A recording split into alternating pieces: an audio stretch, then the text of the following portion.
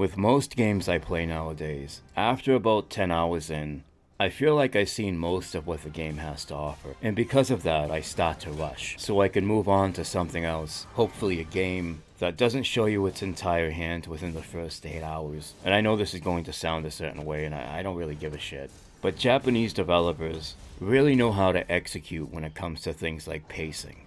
It's like they don't give a shit you have an attention span of a 5-year-old. They don't give a shit if your impatient ass wants everything unlocked immediately. They know the value of a slower, more methodical drip feed, and how it translates into things like immersion when it's done right. Anytime I play a game and the developers are asking me to essentially do exactly what I did in the last game I just played, it's like I just want to jump back out of that motherfucker like an ice cold bath. For example, in most Ubisoft games, in my opinion, it's like they're selling you admission to the same exact amusement park time after time after time. The same exact rides, even the people working in the booth are the same. The only thing that's really changed is the theme. And to be fair, Ubisoft does usually do a decent job at creating an open world, one that inspires you to explore it. Therefore, just having a different theme is enough to validate a purchase for a lot of people, including myself at one point. But after playing X amount of their games, your mind starts to reject them because you're not getting as much mental simulation anymore. You know what to expect. A lot of times it's the same exact missions that you're doing. Instead of freeing the slaves, you're freeing a bunch of women. Again, just a different theme. And I know a lot of video games are guilty of this, but they do too much of that. They are way too liberal when it comes to reusing things. And it's like anytime I play a Ubisoft game nowadays, including Avatar, it's like I'm getting into an ice cold bath. And I just want to jump out. But because I spent money on it or someone gave it to me, I sit there and I torture myself and I play it anyway.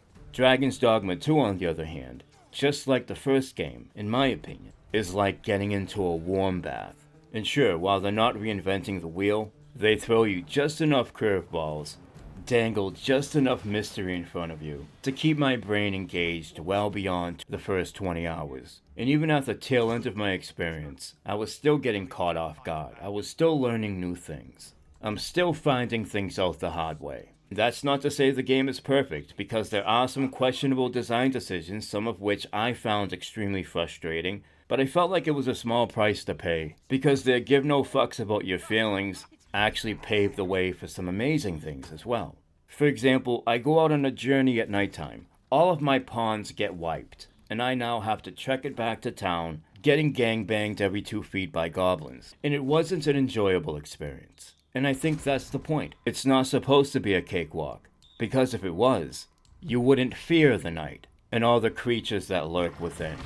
And the direct result of designing the game this way is an added layer of depth, strategy, planning.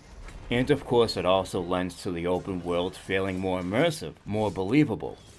A lot of games have companions, but only a handful of them, in my opinion, do it right. In most RPG games, you're trying to get as much gold and resources as you can. And usually how much gold and experience you get will be the deciding factor of what you decide to do next. And with that said, the most optimal way to handle the pawn system is to switch them out after you've actually completed one of their quests. So you hire a pawn, find one that has a quest you like, complete the quest, and then kick them to the curb immediately. And I lost count how many times I've seen people rocking the same exact pawns, a lot of times for weeks. Why would they choose to forfeit an optimal strategy where you're essentially swapping these pawns out every day, sometimes multiple times a day, the most financially beneficial way to play the game?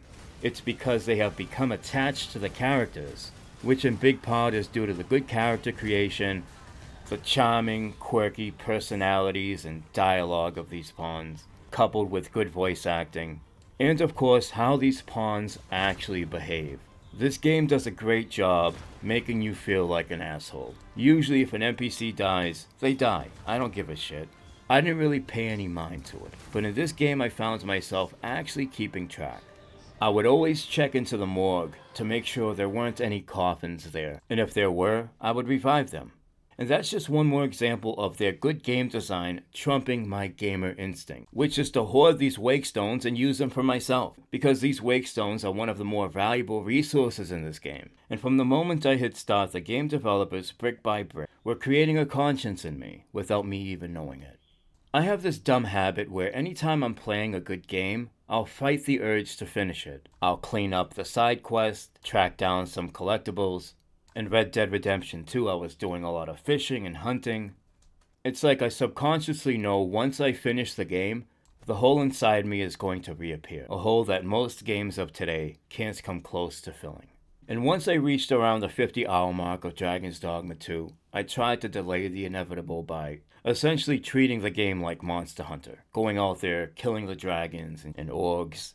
But the developers had one last curveball for me, without getting into spoiler territory. I thought it was close to the end and I still had full control over things, but I really wasn't. And unless you're sitting there with your laptop open, Googling things every time you're about to make a decision in the game, well, there are going to be moments where you get caught off guard. And there's no way back because of the shitty save system, especially towards the end of the game where they take the end save away from you. In this day and age, it takes balls for a developer not to give you a time machine and let you travel back in time anytime you make a decision and you weren't happy with the results. When you're not able to save scum, you actually feel the weight and impact of your choices. The best way to raise the stakes in any game is to not let you have a redo.